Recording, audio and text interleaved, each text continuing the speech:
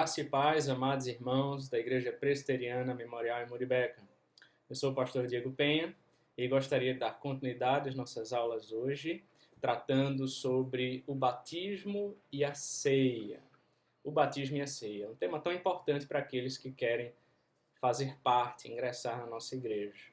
Então, irmãos, o nosso roteiro será o seguinte: primeiro, o significado do batismo. Segundo, batismo e salvação. Terceiro, por que não batizamos por imersão? Quarto, por que batizamos por aspersão? Quinto, por que batizamos nossas crianças? Então chegaremos à conclusão dessa parte da aula para depois tratar sobre a ceia do Senhor, certo? Vamos orar, irmãos. Senhor Deus, amado Pai, obrigado, Senhor, pela tua santa palavra. Obrigado por ser um Deus conosco, um Deus presente. Deus que trabalha em favor daqueles que nele esperam. Ajuda-nos, ó Deus, a compreender essa aula. Em nome de Jesus Cristo. Amém. Então, irmãos, a respeito do batismo cristão. O batismo é uma ordenança de nosso Senhor Jesus Cristo. Se você olhar comigo, Mateus 28, verso 19, diz o seguinte.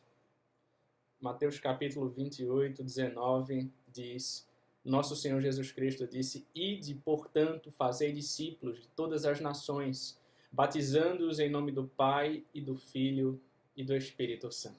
É uma ordenança do Senhor. Cada pessoa que cresce em Jesus como Salvador e Senhor, ela devia receber o batismo como sinal e selo de uma nova relação com Deus. Quem crê e for batizado será salvo. Quem, porém, não crer será condenado. Marcos 16, 16.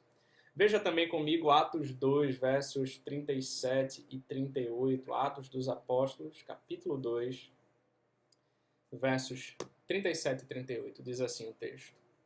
Após Pedro, pregar aquele sermão, o conhecido sermão de Pedro, com mais de 3.000 batizados, então ele disse... O texto diz: ouvindo eles estas coisas, compungiu-se-lhes o coração e perguntaram a Pedro e aos demais apóstolos: que faremos, irmãos? Respondeu-lhes Pedro: arrependei-vos e cada um de vós seja batizado em nome de Jesus Cristo para a remissão dos vossos pecados e recebereis o dom do Espírito Santo.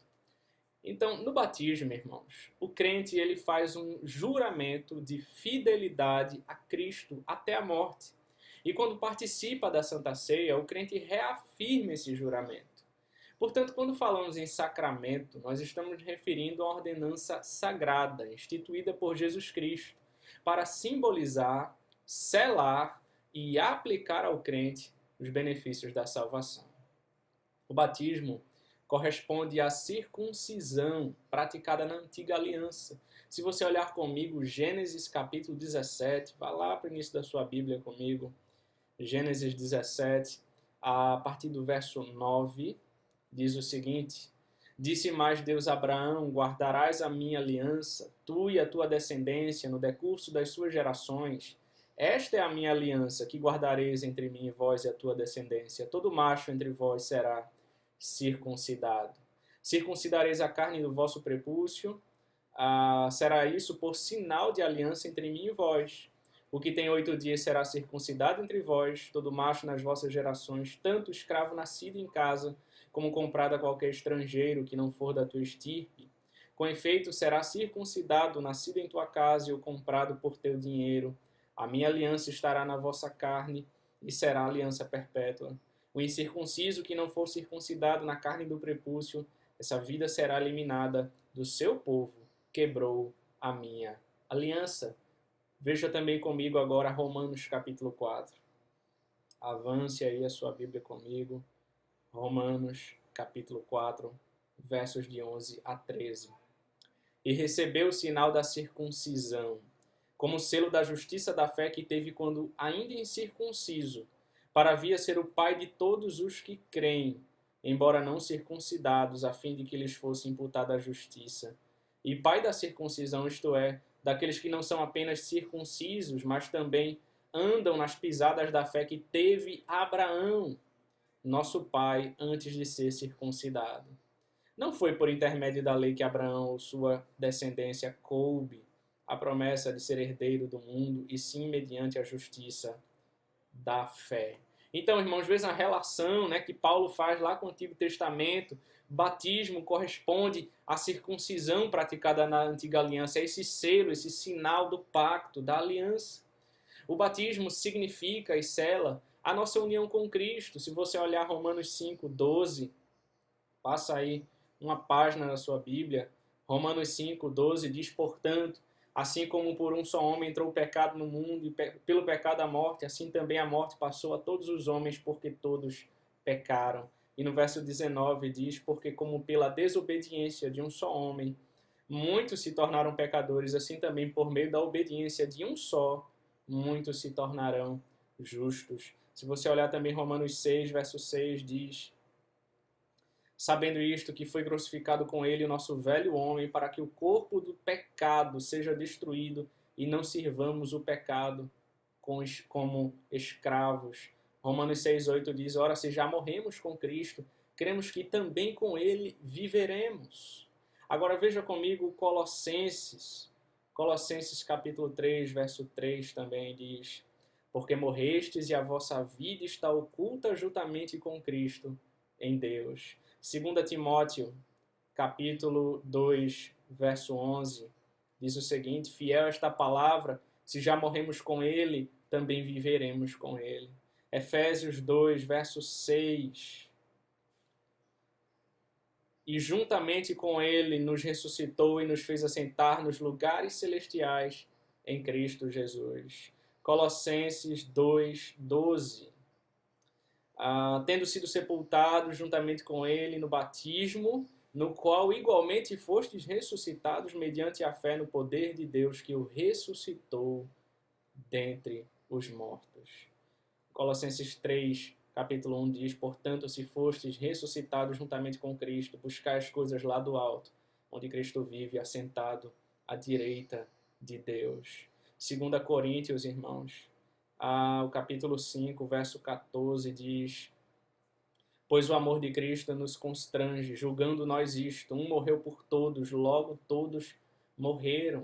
Romanos 6, versos 4 e 5 diz, fomos, pois, sepultados com ele na morte pelo batismo, para que, como Cristo foi ressuscitado dentre os mortos para a glória do Pai, assim também andemos nós em novidade de vida. Porque se fomos unidos com ele na semelhança da sua morte, certamente o seremos também na semelhança da sua ressurreição. Veja, o batismo significa e sela a nossa união com Cristo, a nossa nova vida com ele. A outra coisa também é que o batismo significa e sela a nossa participação nas bênçãos do pacto da graça. Se você olhar comigo Gálatas, capítulo 4, verso 7, diz o seguinte, de sorte que já não és escravo, porém filho, e sendo filho, também herdeiro de Deus. Você é herdeiro, agora você participa das bênçãos do pacto da graça. O batismo também significa e sela a promessa de pertencermos ao Senhor. 1 Pedro capítulo 2, veja comigo o verso 9. 1 Pedro 2,9 diz, vós, porém, sois raça eleita, sacerdócio real, nação santa, povo de propriedade exclusiva de Deus, a fim de proclamar as virtudes daquele que vos chamou das trevas para a sua maravilhosa luz. O batismo, irmãos, é um meio de graça. O batismo a ninguém salva, só Jesus é salvador. Porém, negligenciar o batismo é desobedecer à ordenança do Senhor. O desejo de receber o batismo, irmãos, é uma das evidências da verdadeira conversão. Se você olhar Atos capítulo 8 também, Atos capítulo 8, versos 36 a 38, diz o seguinte, seguindo eles caminham fora, chegando a perto, certo lugar onde havia água, disse o eunuco, eis aqui água, que impede que seja eu batizado? Filipe respondeu, é lícito, se crês de todo o coração? E respondendo ele disse, creio que Jesus Cristo é o Filho de Deus. Então mandou parar o carro, ambos desceram a água e Filipe batizou o eunuco. Vejam que todo crente, aquele que realmente teve um encontro com Cristo, que foi convertido pelo Senhor, ele tem esse desejo de ser batizado, de fazer parte do corpo de Cristo. O batismo deve ser feito, irmãos, em nome do Pai, do Filho e do Espírito Santo, como vimos em Mateus 28:19. A água é um elemento do batismo que simboliza a purificação, o lavar regenerador. Uma questão, então, irmãos, que sempre é corrente, né? Se pergunta pastor, imersão ou aspersão? Qual é a maneira certa de batizar? Irmãos, nós presbiterianos não temos problemas com o batismo por imersão. A questão é que acreditamos que esse não é o único meio que nós vemos base nas Escrituras. O errado seria você dizer que só o batismo por imersão é válido, porque nós temos textos bíblicos que mostram que não só foram batizados homens e mulheres por imersão. A nossa confissão de fé, no capítulo 28, artigo 3, diz o seguinte: não é necessário imergir na água o candidato. Veja que a confissão não nega o batismo por imersão. Ela diz somente que não é necessário imergir na água o candidato. Mas o batismo é devidamente administrado por efusão ou aspersão. Se você olhar, por exemplo, Atos capítulo 2, o verso 41, aquele texto que estávamos lendo do discurso de Pedro, né? Onde ele pregou, mais de 3.000 pessoas foram batizadas. Aí eu vejo o verso 41. Então os que lhe aceitaram a palavra foram batizados, havendo um acréscimo naquele dia de quase 3.000 pessoas. Como você acha que naquele dia Pedro imergiu mais de 3.000 pessoas? Não teria condições de ele fazer isso. Nós acreditamos que aqui é um relato bíblico, e também examinando a palavra no grego, quando se fala nessa questão do batismo, a palavra não carrega apenas um significado de imersão, mas também de aspergir, de efusão, de gotejar a água. Estudando grego e analisando vários textos bíblicos, nós vamos ver isso, meus irmãos. Então nós temos base bíblica suficiente, diversas, para dizer que não apenas o batismo por imersão é válido, mas também por efusão ou por aspersão. Por que batizamos nossas crianças? É outra pergunta que surge no meio formado presbiteriano. E a resposta, vou dar uma resposta direta e simples, é por causa da promessa. Se você olhar nesse mesmo texto de Atos 2, né, quando ele fala sobre batizar, né, no verso 38, então no verso 39 ele diz: pois para vós outros é a promessa, para vossos filhos e para todos os que ainda estão longe, isto é, para quantos o Senhor nosso Deus chamar. Então veja, nós vimos lá em Gênesis a ordenança lá a Abraão para que fosse circuncidado sua descendência, seus filhos, veja, e no Novo Testamento também nós vemos a mesma ordenança, não é só para vocês, mas também para vossos filhos, porque o batismo é esse sinal e selo do pacto que nós temos com Deus, meus irmãos. Então, os filhos da aliança, eles também precisam ser batizados com base na fé de seus pais. E quando eles atingirem uma idade, né, da maturidade, da razão, eles poderão então fazer a sua profissão de fé, confessando a sua fé ao Senhor. Mas o batismo deve ser realizado ainda na sua fase quando criança. Então, vamos dar continuidade a essa aula, irmãos, trabalhando agora a ceia do Senhor. Eu quero ver aqui com vocês a Páscoa, primeiro, a instituição da Santa Ceia, os elementos da Santa Ceia, a presença de Jesus nos elementos da ceia, os benefícios da participação na ceia, e nós concluiremos a nossa aula. Então, a ceia do Senhor. Jesus Cristo instituiu 2 sacramentos, o batismo e a ceia do Senhor. O batismo é a porta de entrada na igreja. E a ceia do Senhor tem como objetivo fortalecer espiritualmente os crentes e manter a unidade da igreja. Nós, por exemplo, pensando na Páscoa, quando Deus manda a praga aos primogênitos do Egito, então ele ordena aos israelitas a colocarem o sangue do cordeiro nos umbrais das portas para que a morte não entre ali. Nós vemos isso em Êxodo 11 e 12, né?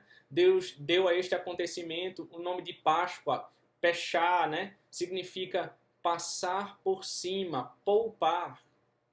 E ali ele os livrou da morte, né? E ordenou que ela fosse comemorada todos os anos. Então, o cordeiro sacrificado, né, era um tipo de Jesus Cristo, né? Apontava para ele o nosso cordeiro pascal, que diz em 1 Coríntios 5:7. Assim como o sangue do cordeiro livrou os primogênitos dos israelitas da morte, o sangue de Jesus, o nosso cordeiro pascal, ele nos livra da morte eterna, da condenação do inferno. Então, irmãos, a Páscoa apontava para aquele que viria, o Cordeiro de Deus que tira o pecado do mundo, João 1:29. Seria estabelecida uma nova aliança entre Deus e seu povo, onde os laços de sangue seriam substituídos por laços de fé. A antiga aliança daria lugar à nova aliança, constituída por todos aqueles que recebem Jesus como Salvador e Senhor. Se você olhar comigo João capítulo 1, veja, João capítulo 1, versos 11 e 12 diz: Veio para o que era seu e os seus não receberam, mas a todos quantos os receberam, deu-lhes o poder de serem feitos filhos de Deus, a saber, aos que creem no seu nome. Todos aqueles que creem no nome de Cristo são recebidos, recebem Ele como seu Senhor e Salvador, eles fazem parte agora dessa nova aliança. Gálatas capítulo 3 também, veja, versos de 7 a 9, diz: Sabei, pois que os da fé é que são filhos de Abraão. Ora, tendo a Escritura previsto que Deus justificaria pela fé os gentios, pré-anunciou o Evangelho a Abraão: em ti serão abençoados todos os povos. De modo que os da fé são abençoados com o crente Abraão. Já vão fazer parte da nova aliança. Então, portanto, irmãos, era necessário substituir a Páscoa por uma celebração que representasse a nova situação. E por isso Jesus instituiu a Santa Ceia. A Ceia do Senhor é o sacramento que comemora e proclama o sacrifício único, perfeito e completo que Cristo fez para a nossa redenção.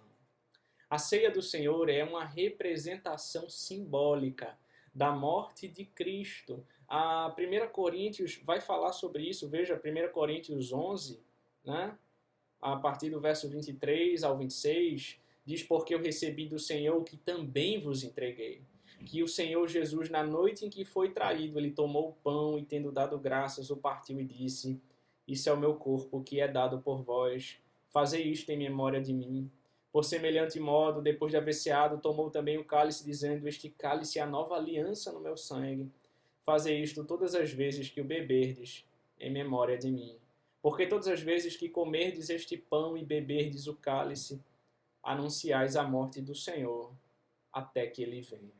Então veja, a ceia do Senhor é essa representação simbólica da morte de Cristo, um símbolo da nossa participação do sacrifício e na vitória de Cristo. João 6, 53 diz, João capítulo 6, verso 53 diz: Respondeu-lhe Jesus: em verdade vos digo, se não comerdes a carne do Filho do Homem e não beberdes o seu sangue, não tendes vida em vós mesmos.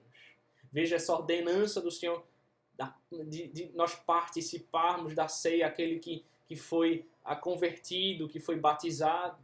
E também um símbolo da união espiritual de todos os crentes. 1 Coríntios, veja, capítulo 10. 1 Coríntios 10, 17 diz assim: Porque nós, embora muitos, somos unicamente um pão, um só corpo, porque todos participamos do único pão.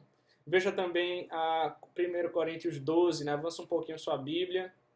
No capítulo 13 diz assim: Pois em um só Espírito todos nós fomos batizados em um corpo, quer judeus, quer gregos, quer escravos, quer livres, e a todos nós foi dado beber de um só Espírito. Veja a ceia, esse símbolo da união espiritual de todos os crentes. Então, a ceia do Senhor é um meio de graça, irmãos, isto é, um meio que Deus usa para nos alimentar espiritualmente. promovendo o nosso crescimento espiritual, nosso fortalecimento na fé. Os elementos da ceia, da Santa Ceia, irmãos, são o pão e o vinho, né? Outro ponto que exatamente representa o corpo e o sangue de Cristo, como vimos no texto sagrado. Outro ponto importante, né? Como era que era vista, se a gente for olhar rapidamente, né? Uma visão da igreja, da história, como era vista a ceia do Senhor, né? Tem três termos, né, que são comumente usados: a transubstanciação, a consubstanciação e um memorial. A ceia, será que ela se encaixa em alguns desses termos? A transubstanciação era utilizada pelos católicos, né, até hoje, a ideia de que é fácil lembrar o significado, porque, veja, trans, você lembre, pense o bizu aqui, né, a dica, trans de transformar. Os católicos entendiam que os elementos, né, o pão e o vinho, eles se transformavam literalmente no corpo e no sangue de Cristo no momento da ceia. E essa não é a visão bíblica reformada, irmãos. Outro ponto também equivocado era a consubstanciação. E esse foi o ponto de Lutero, né, dos luteranos. E daí se dividiu, né, os reformadores naquela época. Zwinglio foi para um lado, Lutero para o outro, por conta de divergências nesse entendimento da ceia. Lutero entendia como a consubstanciação, você lembra, com de estar junto, ao lado, como se o corpo e o sangue de Cristo estivesse ali junto dos elementos da ceia. Não é isso que nós cremos, não é a visão bíblica. E também Zwinglio, apesar de ter divergido de Lutero, o pensamento dele não era totalmente correto. Ele era em parte, né? Ele entendia a ceia apenas como um memorial. E de fato ela é um memorial. Jesus Cristo disse que quando participamos, né, celebramos a ceia, anunciais a morte do Senhor até que ele venha. É um memorial, nos lembramos da obra dele, da morte, do sacrifício, da redenção, mas ela não é apenas um memorial. Mas, como dizia Calvino, Jesus está presente espiritualmente no pão e no vinho. Ela é um meio de graça, além de um memorial. Esse é o entendimento reformado, irmãos. Então, ao participar do pão e do vinho, irmãos, o crente participa espiritualmente do corpo e do sangue de Jesus, espiritualmente. Assim como pão e vinho alimentam o corpo, a presença espiritual de Jesus na ceia alimenta espiritualmente o crente. O crente deve examinar-se então a si mesmo e preparar-se e participar da ceia do Senhor. Se você olhar comigo 1 Coríntios 11, né, esse texto que Paulo vai falar da ceia, no verso, veja o verso, a partir do verso 28 que ele diz, do verso 27, melhor para a gente continuar no texto, lemos do 23 ao 26, veja do 27 ao 30, por isso, aquele que comer o pão, beber o cálice do Senhor indignamente, ele será réu do corpo e do sangue do Senhor. Examine-se, pois, o homem a si mesmo, e assim coma do pão e beba do cálice, pois quem come e bebe sem discernir o corpo, come e bebe juízo para si. Eis a razão, porque há entre vós muitos fracos e doentes, e não poucos os que dormem. É por isso, irmãos, que nós não ministramos a ceia a qualquer pessoa indistintamente, né? Apenas aqueles que discernem aquilo que eles estão fazendo, aqueles que professaram sua fé em Cristo, foram batizados, eles estão em comunhão com seu Deus, né? Porque ele então vai examinar a si mesmo e vai discernir, ele sabe aquilo que ele está fazendo, ele sabe a